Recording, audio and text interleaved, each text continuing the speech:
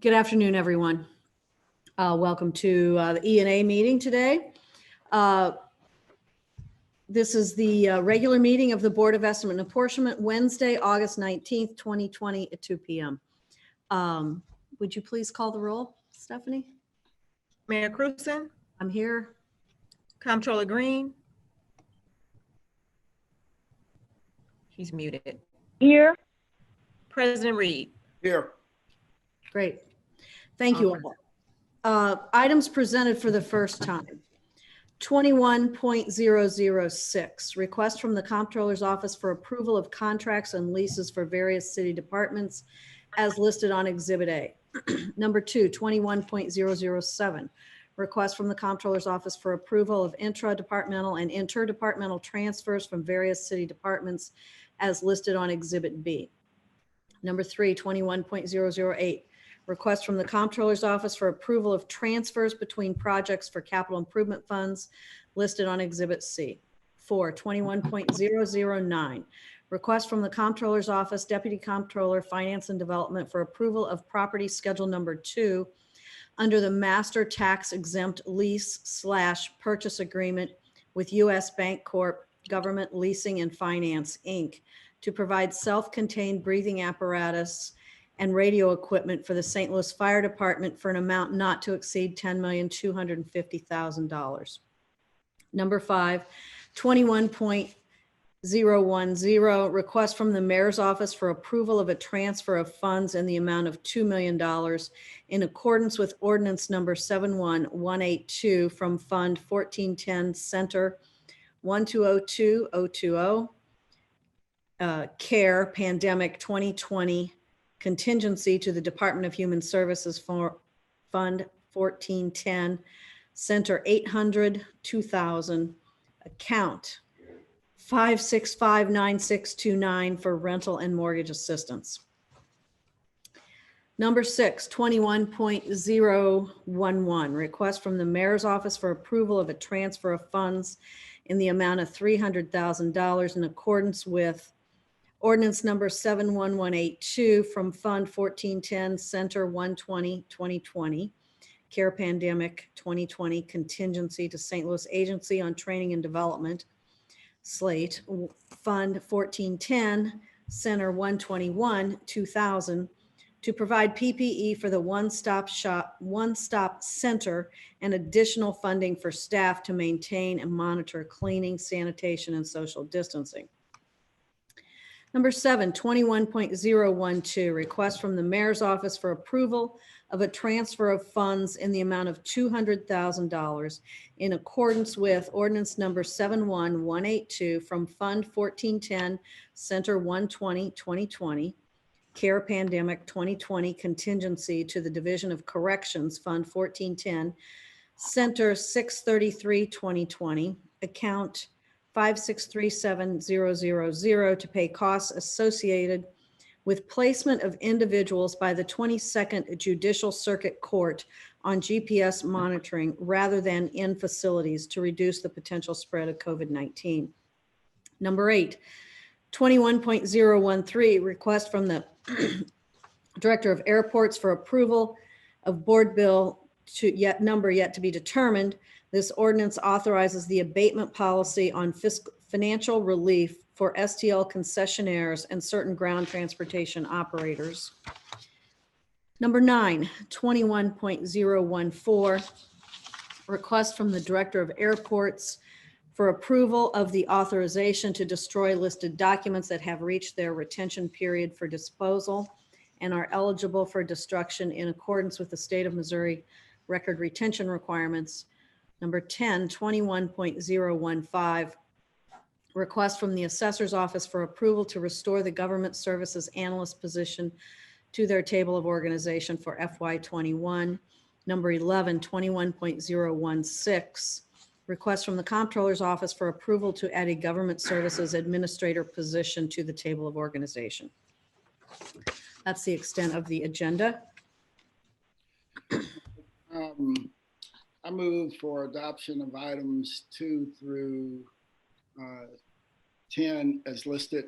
I'd like to take out item 1. I have a question about one item that's on the exhibits. Okay. We have a motion to approve items 2 through 10. I'll second that motion. So we have a motion and a second. Is there any? No discussion for me. So I would just like to, excuse me, I'm on item 1. Never mind. Items 2 through 10. Yes. We have a motion and a second. All in favor of items 2 through 10, please say aye. Aye. Aye. Aye. Okay, all in favor unanimously in passing items 2 through 10. I'd Okay, like to move that we would approve item 11. Second. all in favor of approving item I'd number, like for discussion. I just want some more information. That's it. okay, we have a motion and a second. Now we have discussion. Hey, I just wanted to know what the position would do, the government services position, and what the salary would be. This is intended to be a per performance. This is to help with the gap that we have with some of the open positions that's on our TO that has yet to be filled. So there is no salary per se for this kind of position. And we would hope that we could fill this per performance position sometime like October, if in fact we would be able to do that. So this does not increase the budget for the comptroller, nor does it carry a salary. Okay. Okay, any further discussion? No. All in favor of item number 11, please say aye. Aye. Aye. Okay, that's unanimous. We passed item number 11. Now, item number 1, is there a motion? I'll make a motion on item number 1. I'll second that. All right. So my question for item number 1 is, if you go to on the exhibit line item 8 for the contract for snow removal services, this contract's for $6 million. It's to Ace Snow Removal LLC. I believe they're out of Chicago. I don't believe that there is any minority participation on this contract. And the other contract that was ignored was a contract roughly $1 million cheaper than this contract with local minority participation. So when we wonder why, local minority women-owned businesses aren't growing, it's when we give out contracts like this, where we are actually paying $1 million more and totally ignoring minority participation on the contract. So line item, I would be willing to vote on line item 1 minus line item 8 from the exhibit. Okay, I know that you are both on the airport commission. I was not aware of that situation, so I certainly would be happy to hold item number 8. It's line item number 8 of item number 1 over, if that would be acceptable. Okay, I would like to, I'll make a motion to amend exhibit A for item number 1, document number 21.006 to remove line item 8. Second. All in favor of removing line item number 8 from this first agenda item, say aye. Aye. Aye. Aye. Okay, so item number 8 is removed and we'll hold it over, bring it back at another time. And in the meantime, we will get some more information about that. Is there anything else? The only other thing I have is, a lot of nonprofits and organizations are out working really hard to help address, issues within our community, especially during coronavirus. And their budgets are stretched to the maximum. And one of the organizations that I want to talk about today is the Village Safe Space Phase 2. So Village Safe Space Phase 2 is a collaborative of various different grassroots nonprofit organizations and what they're doing is urgent care crisis relief work for people within the community who are too often marginalized and left behind and left out of the equation. They continue to do work on a daily basis. They help with everything from health services to educational assistance, technology assistance, food items, toiletry items. They help people, get to testing and a whole host of things, all the things that you need to help marginalized communities. This organization is doing. What they need to continue is 2 phases of funding at $200 to $225,000 a piece, a total of $400,000 to continue doing the work that they're doing. And they are, they're working each and every day. They're taking on more and more debt, more and more expenses, and they're doing things out of their pocket and just doing everything they can to keep the wheels on the bus. And we have an opportunity to help. I know the governor's office last year had stepped up and said that they would help on I believe it was this program, but part of the same collection of organizations. But they help in, Riverview, West Florissant, Cote Brilliant, Washington metropolitan area, and several other areas. So I'm asking that we get this item on the agenda and before us, but not to wait another month for another ENA meeting. If we can schedule another ENA meeting next week at the same time, I would be happy to bend my schedule to attend so that we can address some of these just urgent issues within our community.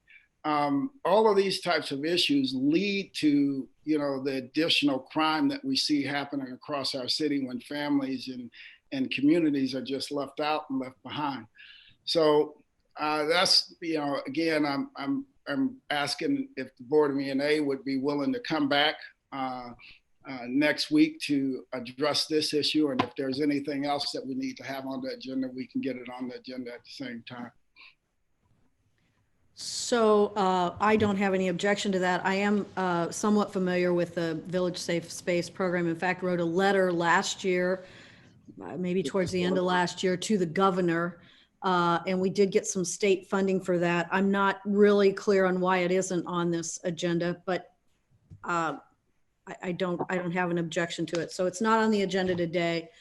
And So we'll have it next I'm week. open to a special meeting. All right, thank you, Madam Mayor. So if I could point out one other thing that is included in this item number 1 here, and I just think it's worthy of looking at, and that is there is $875,000 in this agenda. It's items number 18, 19, and 20, which add up to the 875, and it is for telehealth services for Casa de Salud, for Affinia, and for People's Health Center. And I just want to point, this is part of the CARES Act funding, but these are the actual contracts that will help them to get to telehealth so that folks can seek their services, like we're doing this meeting today. And I think that's pretty significant. It's a significant amount of money, but I think it will make a significant improvement to folks that need to talk to a healthcare professional, maybe can't get to the FQHC site, and can be served through telehealth once this gets implemented. I think it's just an important thing that we're doing here in this long list of items. So I just wanted to point that out if I could.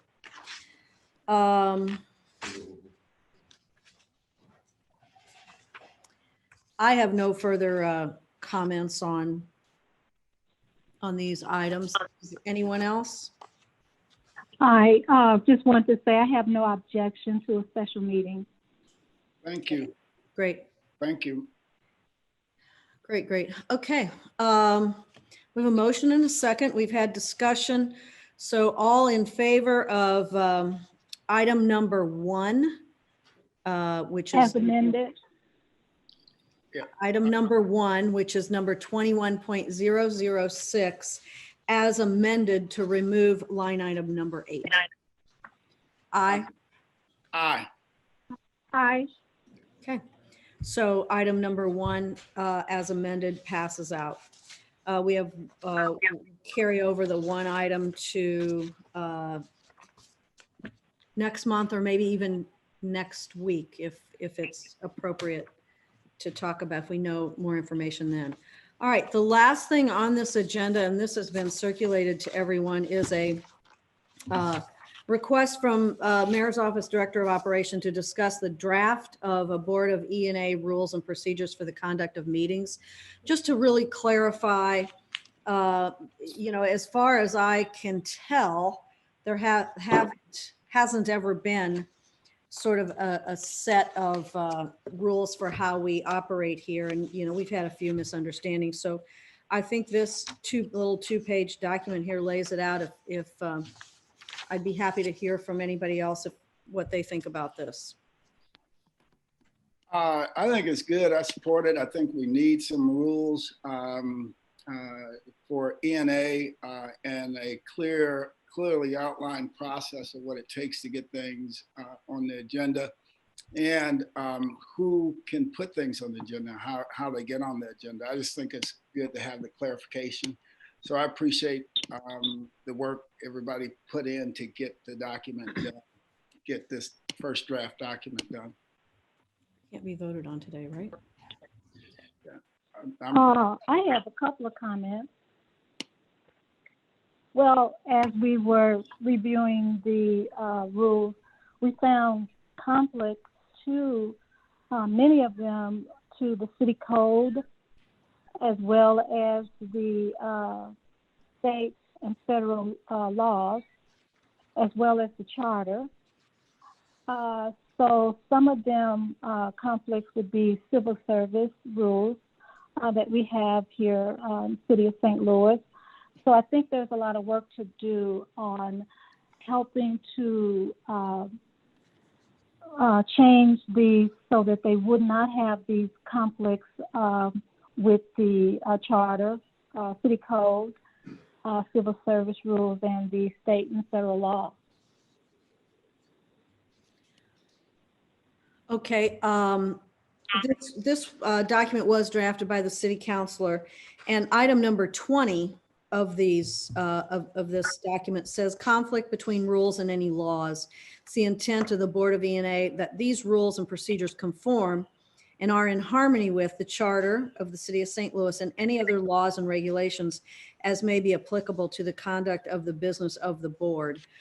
So certainly it would not be our intention to have any conflicts.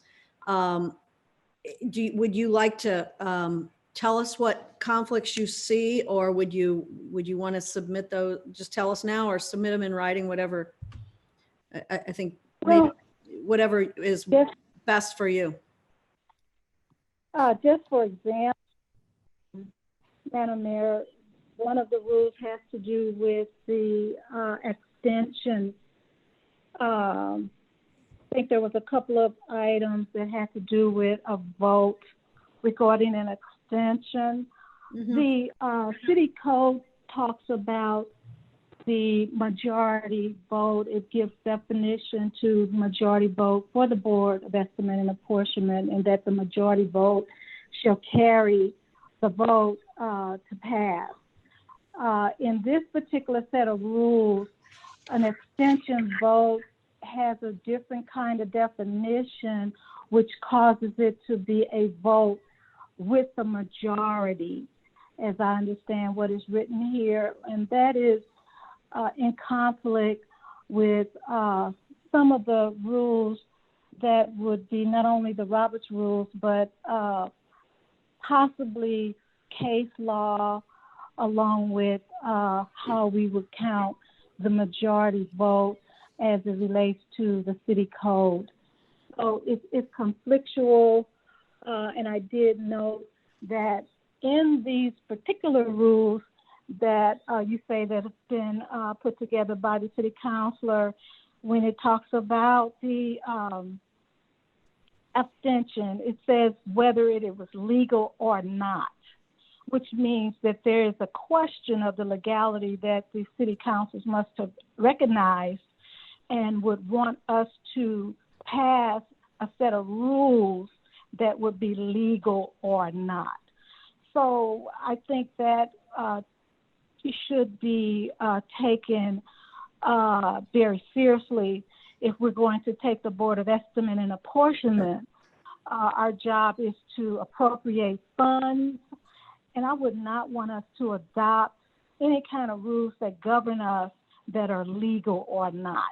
That is not something that would be appropriate for a city government. Okay, well, I think we can take a look at that. What item number 10 on abstention actually says is an abstention legally required or not, because sometimes people abstain on things and maybe they are not legally required or maybe they are. So it's not intended to say whether, but I think we can look at that. Are there any other issues that you see with this document? I do. I did mention that it was in conflict with the civil service rules. And as you know, there is a item that discusses the secretary to the board. And item 17 goes on to talk about what the secretary to the board and what the board can and cannot do regarding removal, replacement, those kinds of things, which is in conflict with the charter.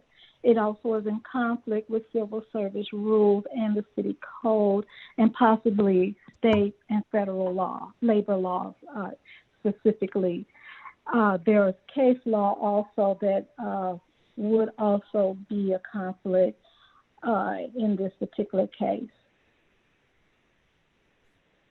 So some of these kinds of things that would have those kinds of possible challenges, what we would be doing is setting ourselves up for lawsuits. Okay, Possibly. that's item number 17.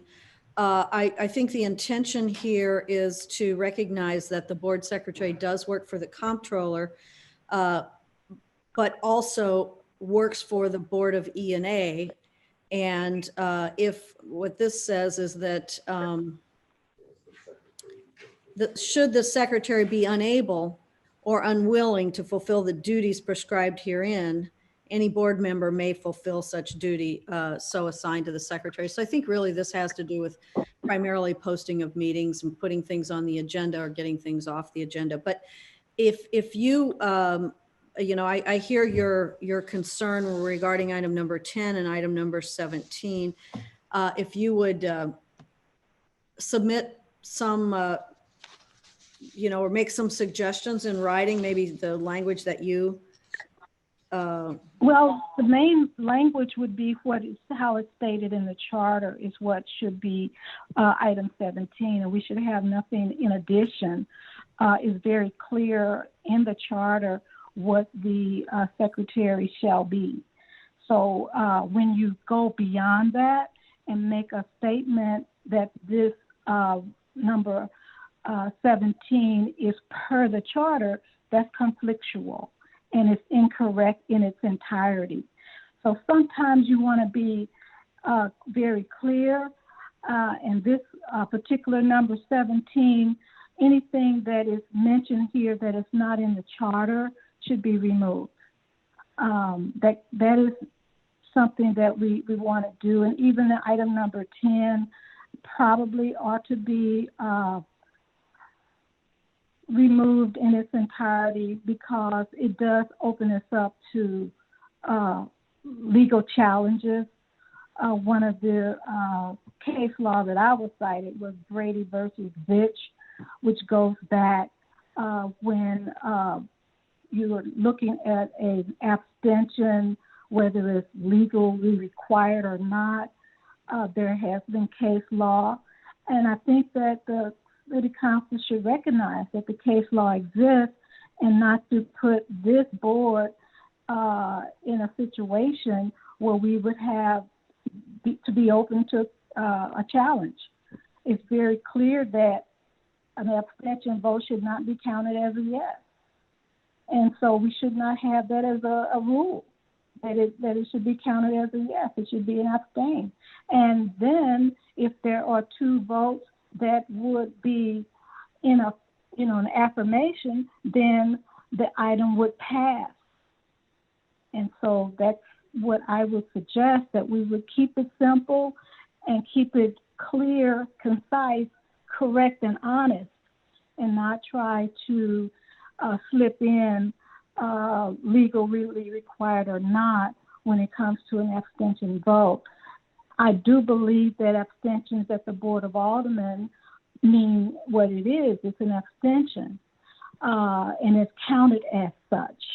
And so at the Board of E&A, it should be the same.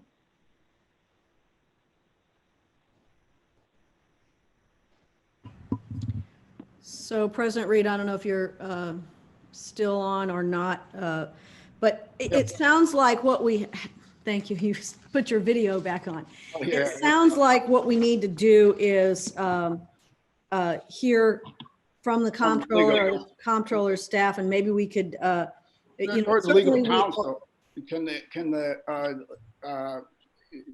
anybody from the city councilor's office online that can talk to those couple issues?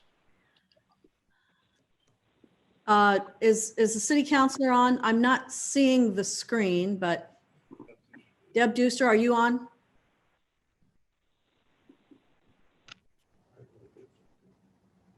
Okay. I thought we were going to have the city councilor on, but I don't think we do. So let's, if it's agreeable, please. Mayor? Where is she? Yeah. Oh, okay. You're on. They have to unmute me before they'll let me speak. So I gotcha. Okay, fine. I apologize. Okay, Deb. You want to? I also understand the concerns expressed by the comptroller as to the abstention issue. That is not actually addressed in the charter. And so this board does have the authority to adopt a set of rules that would direct how abstentions would be counted. It is quite often with larger boards that have a number of votes to make a majority where abstentions are counted as an abstention. And it's also quite often with boards that have a much smaller number of members that just determine that an abstention should count with the majority. That's not an uncommon practice, and it doesn't violate the Brady case. As well as the issue with the secretary, is directed in the charter that position is employed by the comptroller, but it also notes that the secretary serves the Board of Estimate and Apportionment without any further pay. So there is a clear inference from the charter that the secretary would work or assist the Board of Estimate and Apportionment. That is not something that's going to violate any labor law in terms of additional work or extra hours or something like that. She's still an employee of the city, and she would still be within the comptroller's department. It's only taking direction as to the matters that are being handled for the Board of Estimate and Apportionment. And I yield, Mayor. Deborah, Madam Mayor, if you will, a couple questions for Deborah. President Reed. Yeah.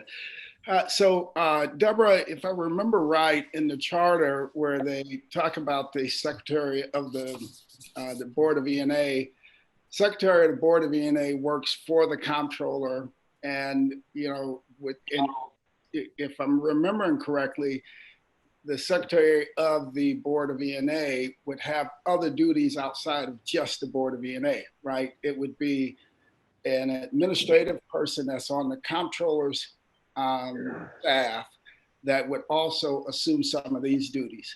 But the way it's set up, if I'm remembering correctly, we, the Board of E&A, have, you know, the sole authority to adopt our rules as to how and what those job duties would be for the person that would serve in that role, right?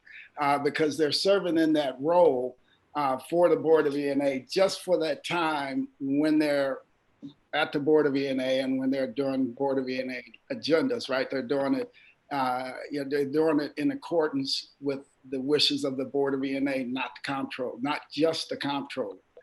So I think that's the difference. And so that's my first question. And the second thing is, as it relates to abstentions, I think that an abstention should count as an abstention. So I would like to amend that piece of the rules to allow an abstention to count as an abstention, unless Deborah, you guys can tell us why we would have to have that count as a, with the positive, right? President Reed, I would agree with that. And so this is for discussion today. We'll take this up later, but we can ask Deb Deuster to change the item number 10 to abstention counts as an extension, as an abstention. As a practical matter, there would never be able to be a majority if you had an abstention, because you'd have 1-1 or. Yes. So as a practical matter, it doesn't make any difference, but let's make these rules that, you know, as correct as they can. Now, you know, the other thing I would ask everyone to take a look at here is under Article 16 of the Charter, Section 1, which is entitled Board of Estimate and Apportionment. It says there shall be a Board of Estimate and Apportionment which shall consist of, it shall keep a record of its proceedings and appoint an employee of the Comptroller's office to act as secretary without additional compensation. So clearly it needs to be an employee of the Comptroller's office. Yeah, but hey, Madam Mayor, before you go any further, that's an important piece because it says the Board of E&A will appoint a member from the Comptroller's office. When they say without any additional compensation, that leads you to believe that that person is performing other duties and we're selecting someone from her office to handle these duties along with their other duties that they're handling. That's not just the Board of E&A stuff. And can I just jump in here, guys, just to get a clear understanding as to the reasoning behind the discussion regarding this particular area, you know, this particular employee, or have there been problems? And then I want to go back to what I consider the word that you mentioned, President Reed. The employee implies and invokes civil service. So I think that we need to go back to, there are civil service rules and there are rules regarding discussing employees. So I wanted to kind of temper you before you go further, because I did ask, was there problems? But before you answer, this is, there are labor laws and a discussion about employees that apply here. So be careful. Also, civil service applies to all employees. And I need you to be careful there as well. And as you know, these rules were, the charter was written in 1914 or whatever, but civil service would govern an employee. And we have several boards of the city of St. Louis where an employee with other duties shall serve on those boards. So this is not like something new. And so I want to caution you guys, we're talking about civil service rules here which govern. And so whatever kind of things that you're feeling about what you want to say, just be mindful that we're talking about a civil servant here. This is not a managerial position. Okay. Could I just jump in here and I- say that Stephanie does a great job? If we could Absolutely. give us a little Absolutely. wave here, and she does a great job. So, we're just really, I think if I could just speak for myself, just trying to, if a member wants to put something on the agenda, just asking the secretary for the board to put it on the agenda. If a member wants to post a meeting, asking the secretary to do that. And I mean, I think, just to try to add a little bit of clarity to a couple of those things, which we have had some conflicts over. I hope Stephanie will continue to be our secretary for a long time. Yeah, Stephanie does an extraordinary, I mean, she just does an incredible job, right? I think some clarification could actually help her in how, in that interaction between the Board of E&A and the Comptroller's office, because if I was in Stephanie's shoes and I worked for the Comptroller, right, and really, if the Comptroller is saying one thing and the mayor is saying another thing and the president of the Board of Aldermen is saying another thing, what do you do, right? So I think it's important for us to have that clarification. Stephanie, you balance the duties between, all three entities like extraordinarily well. So I want to thank you for that. But in the charter, the way it's laid out, it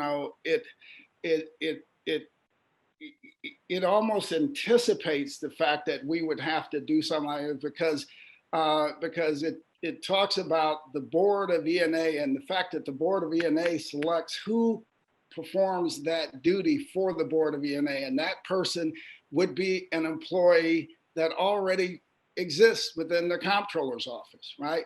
And they would take on these additional duties, working through our minutes and anything that we need, and also just recording the meetings, right? And I think that's an important distinction. I also think it's absolutely critical that we get some rules in place that should not just be left loose. I think we're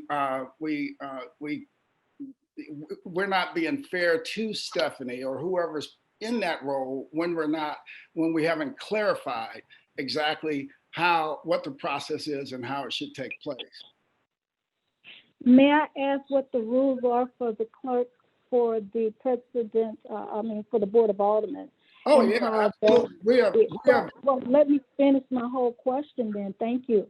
So are there rules that govern that particular individual, as it were, with regard to the receiving of documents and so forth, and who can and who cannot, that kind of thing? It's just, and I ask that with the sincerity, having said earlier that there are several boards, and so I take this serious, and I believe that it should be taken serious because, and Madam Mayor, this is to you. It's been 3.5 years now that you have been the mayor, and we're now coming up with rules for the Board of Estimate and Apportionment. So I just wanted to, make that statement. And Mr. President, I don't know, but I believe this is your 12th year here.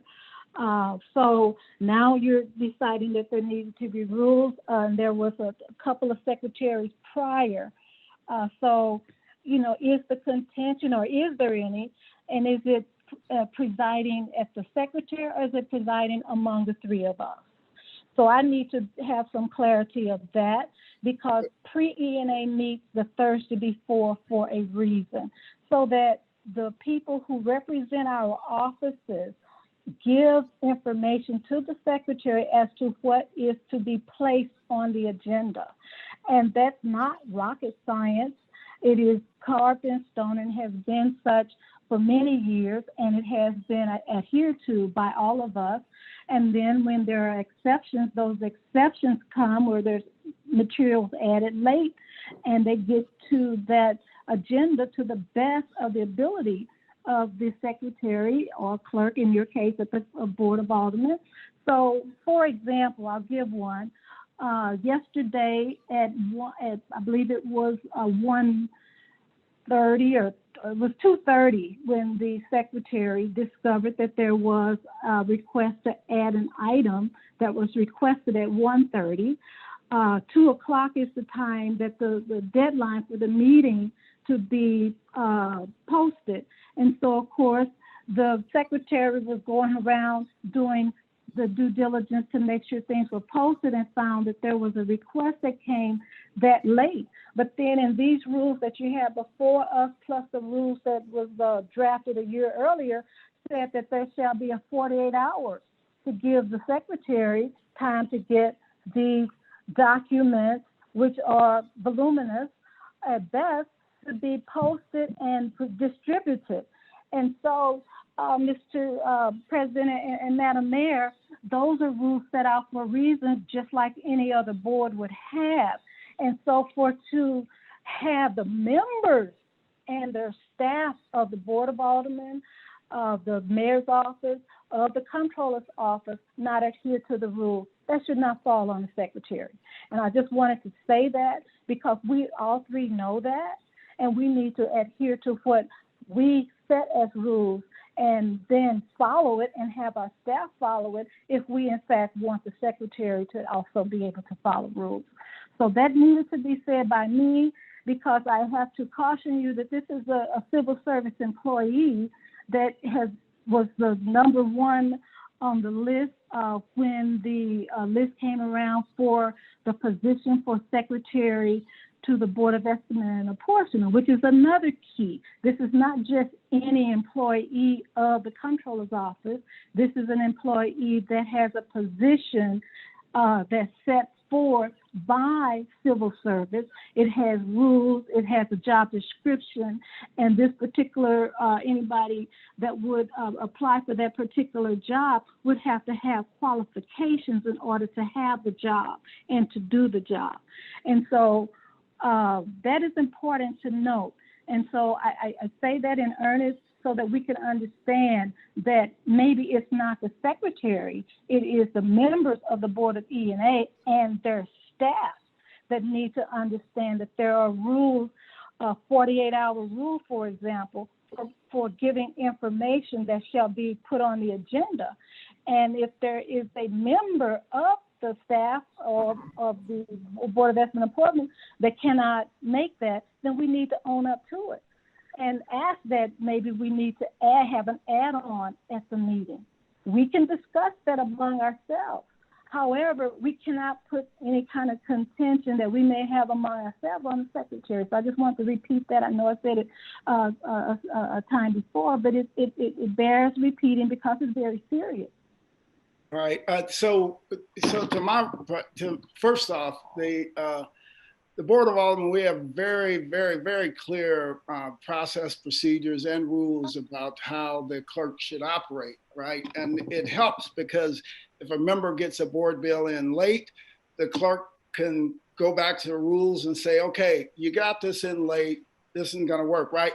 Those rules were adopted by the full Board of Aldermen, so that the full Board of Aldermen decides its rules, right? So in this case, the rules that you're referring to, I don't know of any of those rules. I think those are just policies that maybe you took up in your office, but we're talking about the operations of the Board of E&A. The operations of the Board of E&A are governed by the Board of E&A. So the Board of E&A creates those rules of operations in accordance with the city's charter and state and federal guidelines, right? As to its operations. We have not done that yet.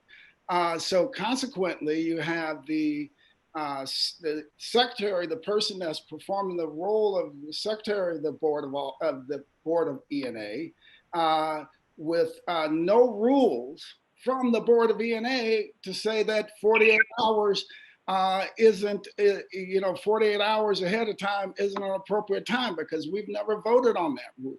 So we've never adopted that rule. And myself, the mayor or the comptroller, none of us individually have the power to put a rule on this board without the rule being adopted by the board. That's a very important piece here. So the reason when I started, I said I appreciated the fact that we finally had a document in front of us to vote on in terms of rules of operations. It clarifies the role so that then when the secretary for the board of ENA gets something, 18 hours in advance of the meeting, she or he can comfortably say to any member of the board of ENA, hey, you're out of time. That doesn't work because that is in clear violation of our rules.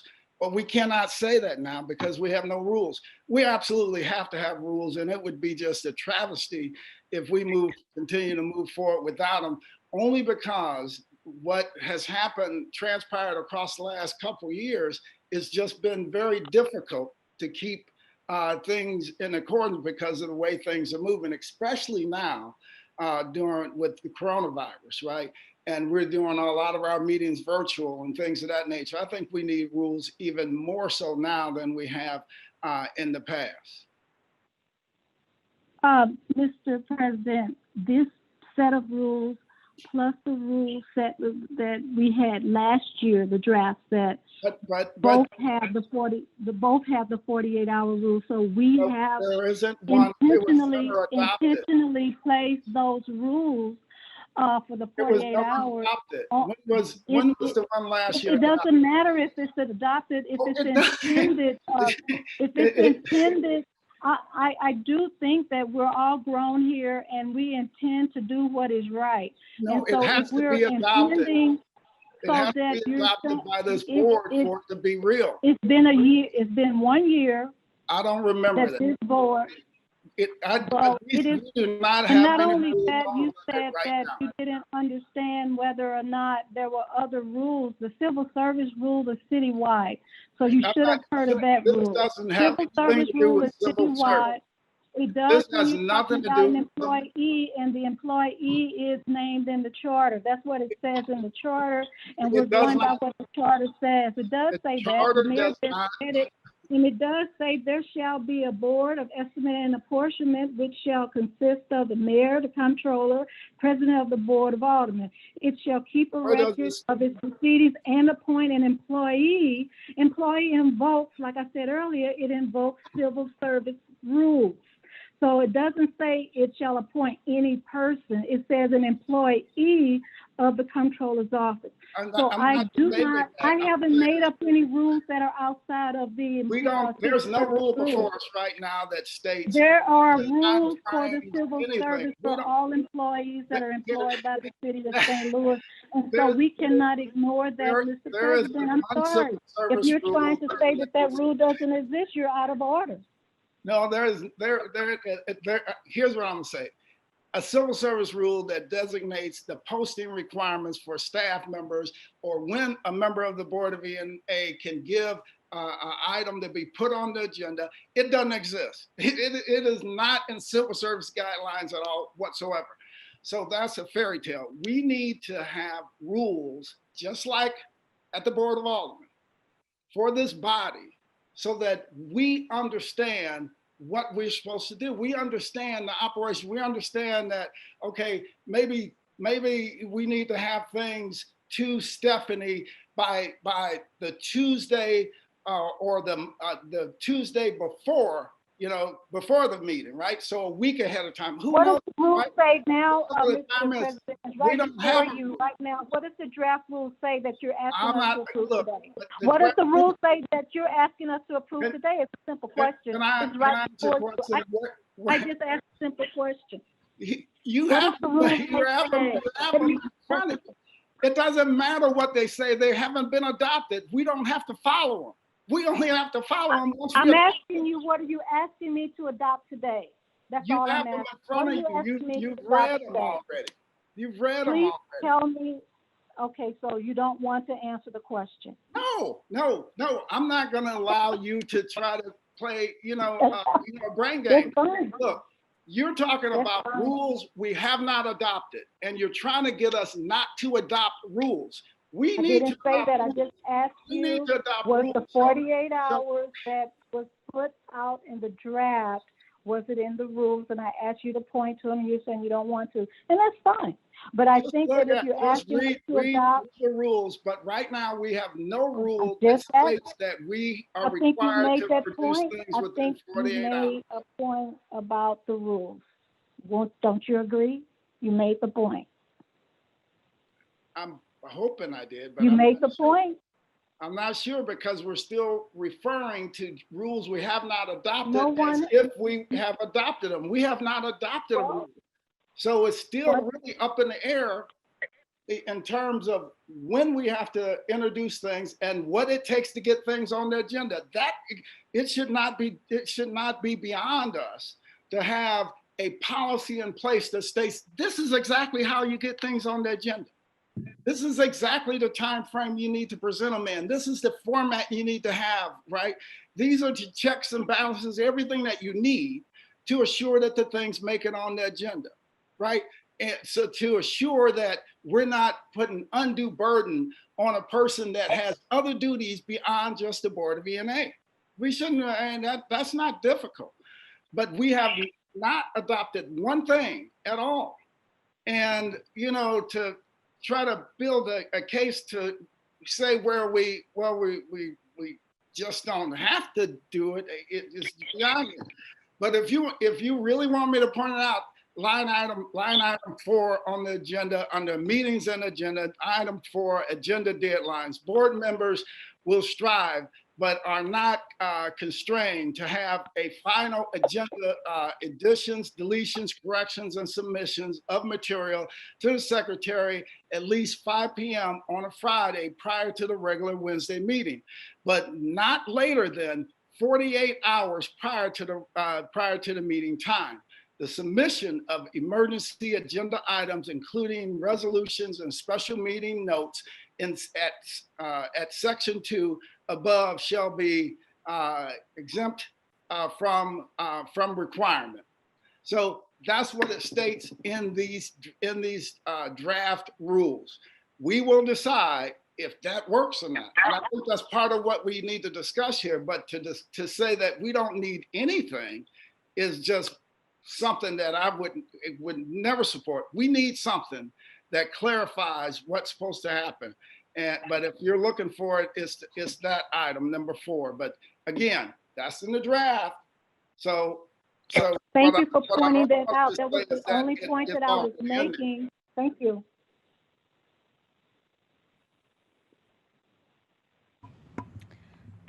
Okay. Is there any other discussion on the draft rules before us today? No, I would like Well, to. Madam Mayor, these are a draft, and I think that they bear some corrections that we would take before we would try to vote these rules in. These are Yeah, not. I did not make a motion. I did not make a motion. I asked if we were finished discussing the draft. Well, And if we are not, we can continue to discuss them. If we are finished discussing it, what I was going to request is that everybody provide their comments to the city councilor by, within a couple of weeks, or, as soon as it's convenient for you all, so that we can put them on the agenda, perhaps a new draft for discussion and a vote next meeting. Not the next special meeting, the next regularly scheduled meeting in September. We've been discussing these things and going back and forth. I don't think that these are that complicated where it's going to take more than a week to look at them, right? And I'm the person sitting here with really no resources in terms of, a whole city councilor's department and, resources get outside legal counsel and stuff like that. But I'm saying that my office, we can review this handful of rules and be ready to vote on these things next week if we meet next week. Or at least recommend I come to the table with any of our changes. So maybe what we do is at the next week's meeting, we discuss these changes that all of us may have in them.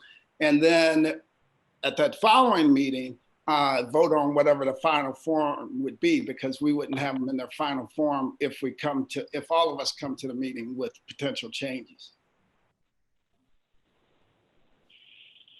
I think the next regular meeting would be better.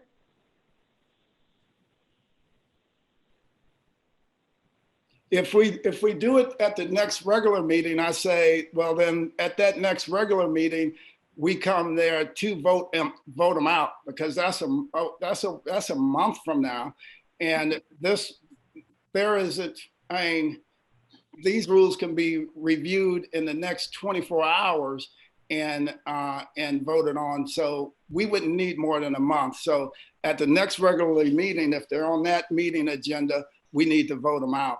We need to come to the table to be ready to vote them up or down or whatever. So we would have to get all of our changes across this next month to the city councilor, so that those things could be integrated, they can be vetted, and we can have them come to the table and say, okay, here's what we're fine. Here's our recommendation based on those, right? Or if the comptroller has additional outside legal counsel, whatever, they can weigh in at that time.